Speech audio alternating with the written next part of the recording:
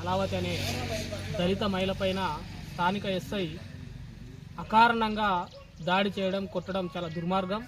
ఎందుకంటే ఒక మహిళను కిడ్నాప్ కేసులో వాళ్ళ కొడుకును కేసు చేసినటువంటి ఎస్ఐ విచారణ పేరుతోటి తల్లిని నిలిపించి ఈ విధంగా ఒక మహిళను చూడకుండా కాళ్ళపై నిలబడి బెల్ట్తోటి కొట్టడం చాలా దుర్మార్గం. ఈరోజు ప్రభుత్వమే, ఎస్పీ గారే కొన్ని నిబంధనలు చెప్తా ఉన్నారు. ఏమని అంటే ఫ్రెండ్లీ పోలీసుగా ఉండాలి, బాధితులు ఎవరు వచ్చినా ఫ్రెండ్లీగా మాట్లాడి విచారణ చేసి న్యాయం జరిగే విధంగా, బాధితులకు న్యాయం జరిగే విధంగా చర్యలు చేపట్టాలని అనేక సందర్భాల్లో చెప్తున్న పరిస్థితి ఉన్నది.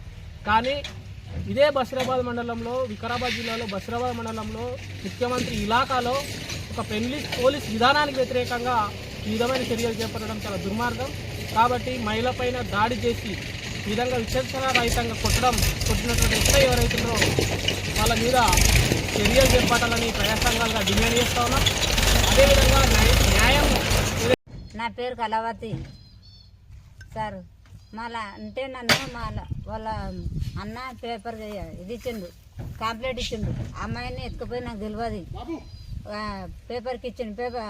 కంప్లైంట్ ఇస్తే నన్ను పిలిపించింది సార్. 3 నెలల వచ్చినప్పుడు టార్చర్ ఏమన్నాడు, అమ్మ నీ కొడుకుని తొలకరంటే లేదు సార్ నాకు తెలియదు అంటే సార్ కొట్టిండు. సార్ 10 సార్లు అన్నీ ఒకసారి 32 దెబ్బలు కాళ్ళకు కొట్టిండు సార్. నిలబడి 32 దెబ్బలు కాళ్ళకు కొట్టిండు, 15 దెబ్బలు చేతిలో కొట్టిండు, 4 దెబ్బలు కాళ్ళకు కొట్టిండు. మళ్ళీ అంటే ఏమే అట్లా మాట్లాడుతావు, నీళ్ళు పోయింది సార్ అంటే నీళ్ళు పోయింది, వస్తా అని అన్నాడు. మళ్ళీ పెట్రాన్ దివ్య పెట్టిండు సార్. నాకు ఇంత ఆపద పెట్టి ఇంత ఘోరంగా నన్ను చేసిండు. ఈ టౌన్లో ఎప్పుడు 9 గంటలకు రావాలి, 9 గంటలకు పోవాలి. ఒకరోజు 11 అయింది. 11 గంటలకు నేను కుడిచెరక్కడం అనుకొని 12 గంటలకు లేచి మళ్ళీ అట్లేం కూర్చొని 4 గంటలకు ఇంటికి పోయినా. ఇంత ఘోరంగా చేసిండు నాకు. రోజు 3 నెలలు అవుతున్నది. 3 నెలలకు పోయి 9 గంటలకు రావాలి, 9 గంటలకు పోవాలి, 9 గంటలకు రావాలి, 9 గంటలకు పోవాలి. మళ్ళీ అంటే నీ కొడుకు ఏడన్న సంగతి నాకు తెలుసామా, నీ కొడుకును గన్నుతో చంపుతా, నీవు అడ్డం వస్తా అంటే నిన్ను కూడా చంపేసి వస్తామా అన్నాడు. అంటే చంపేసి సార్ నేను సంతకం చేస్తాను, నీకెప్పుడు అట్లా ఇది ఉన్నదో చంపేసి నాకు రేపు పేపర్కి సార్ అంటున్నాను. నేను సంతకం చేసి ఇంటికి వెళ్ళిపోయినా.